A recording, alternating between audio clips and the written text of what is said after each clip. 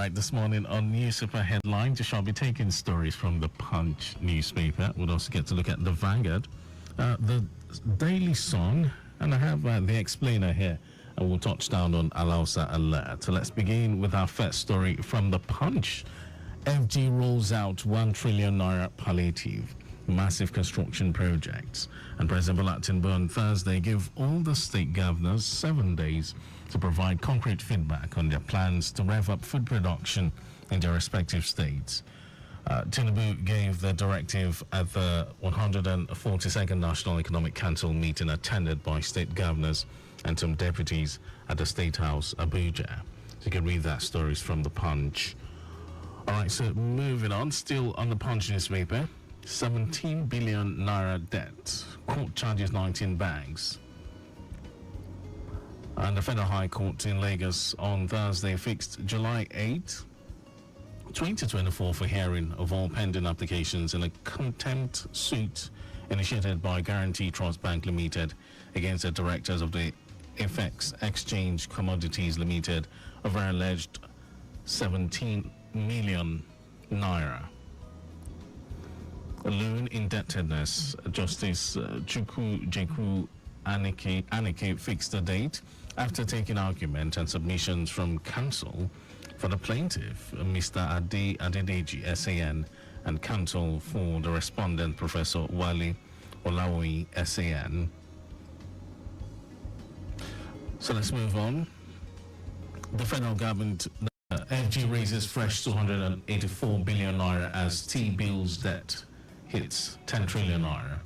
Now, the federal government, through the Central Bank of Nigeria, has raised a total sum of over 284.26 billion naira in the latest Nigerian Treasury bills auction. This was as its T-bills debt soared to 10.4 trillion naira between December 2023 and March 2024, marking a 60% rise in just 3 months. Another story from the Punch. NSCDC nabs 4 vandals, recovers rifle in FCT operations. That's from the Punch newspaper. The Nigeria Security and Civil Defense Corps Federal Capital Territory Command has apprehended 4 suspected vandals and recovered an AK-47 rifle. The arrest was contained in a statement signed by the FCT Command spokesperson, Samuel Idoku, on Thursday.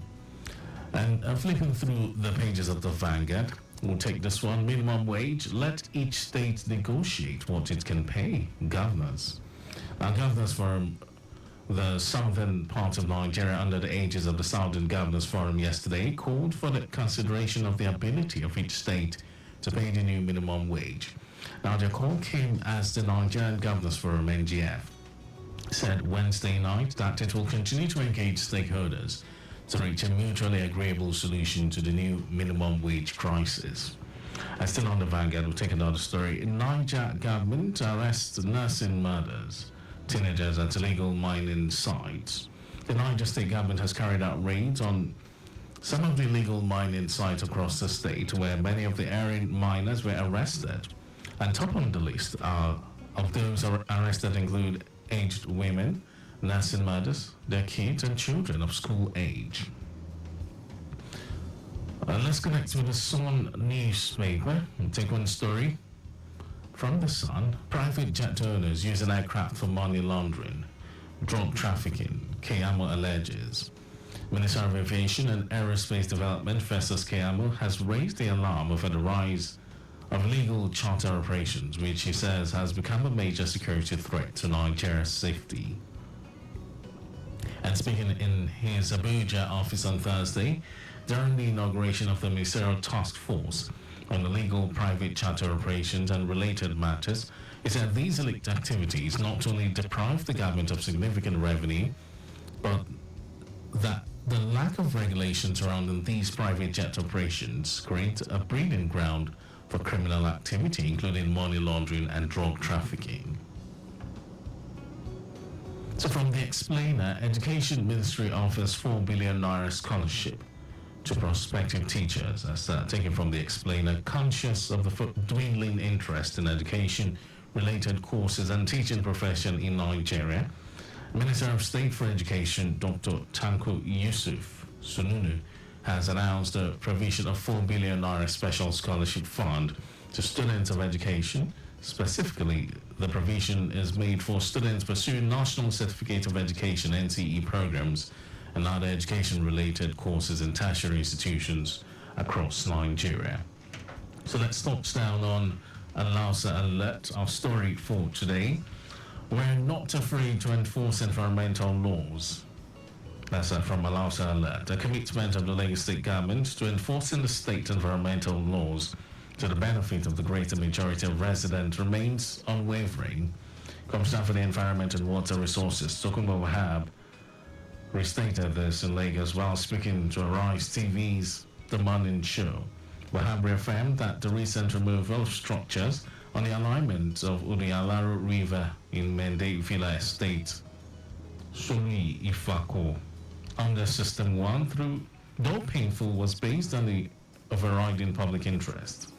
Contravention notices, he noted, have been served on the property owners as far back as 2021, with different levels of consultations taking place between the state and property owners and the representative of the area in the State Assembly, with the last one held last November.